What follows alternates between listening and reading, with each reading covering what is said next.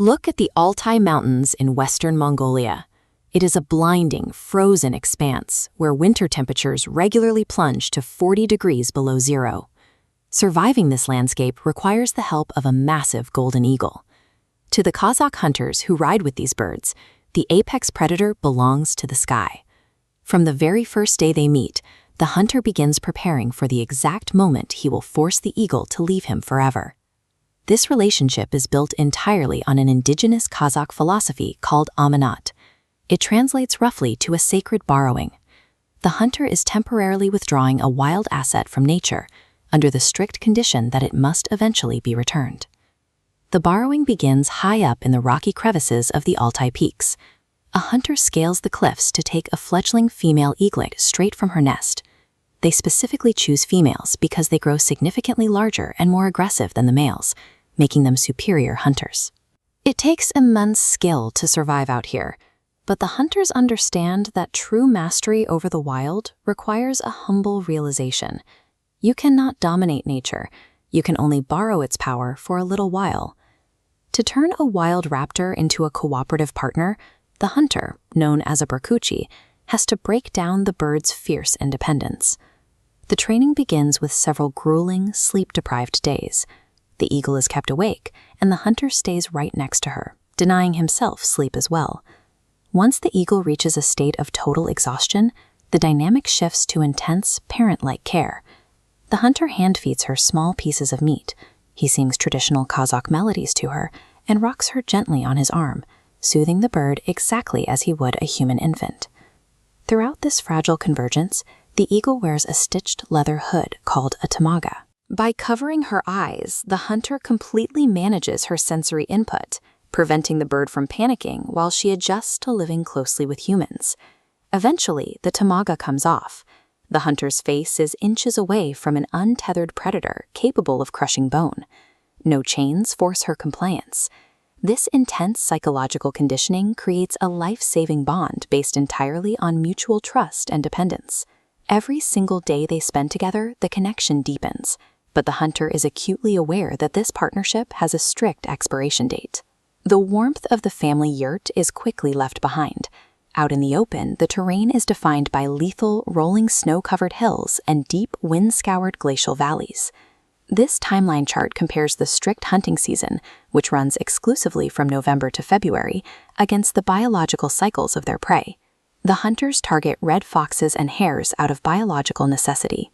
The thickness of the animal's fur, which the nomads rely on to survive the cold, peaks during these exact months.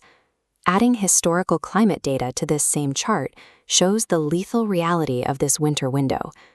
Average daytime temperatures barely break 10 degrees Fahrenheit, with record minimums plummeting down to -40 degrees Celsius. To navigate these extremes, 3 distinct species combine into a single coordinated predatory unit. The human, the horse, and the eagle form a symbiotic triad.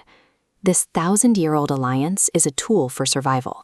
The human, the horse, and the eagle rely on one another to navigate a landscape that would kill any of them if they braved it alone. The golden eagle provides the aerial advantage. She possesses specialized vision, capable of spotting the subtle movement of a fox against the snow from up to 5 kilometers away, suddenly launching aggressively off the hunter's thick leather gauntlet the very moment she locks on to a distant target. Meanwhile, the hunter absorbs the bone-deep cold, relying entirely on his horse to gallop safely across treacherous, hidden glacial terrain to keep up with the bird's flight path. Once the eagle strikes her prey, her wild instincts are tested. Instead of taking the meal and flying away to eat in isolation, she waits on the icy ground for her human partner to arrive. There are no verbal commands out here. The human, horse, and bird coordinate the kill through an entirely unscripted language. They communicate through physical pressure, intense visual synchronization, and mutual understanding of the terrain. Their survival relies on an invisible tether.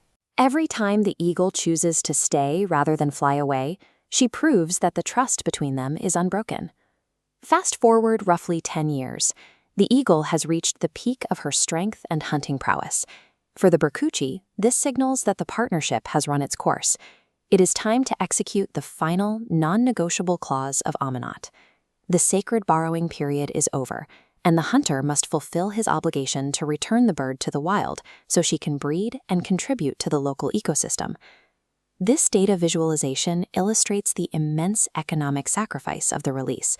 A fully trained, experienced golden eagle is an incredibly valuable asset, sometimes commanding a market equivalent of $12,000. For a nomadic family whose wealth is tied almost entirely to livestock, giving away an asset of this magnitude is a massive financial loss. The emotional toll is even heavier. Over a decade of hunting, surviving, and living in the same home, the hunter has come to view this fierce predator as a daughter. Making the decision to say goodbye is a tragic necessity, but in Kazakh society, refusing to release the bird is a failure of character. True wealth and social status are never gained by hoarding power. They are earned exclusively through the selfless act of giving that power back to the mountains. The ritual of release takes place far away from any human settlement.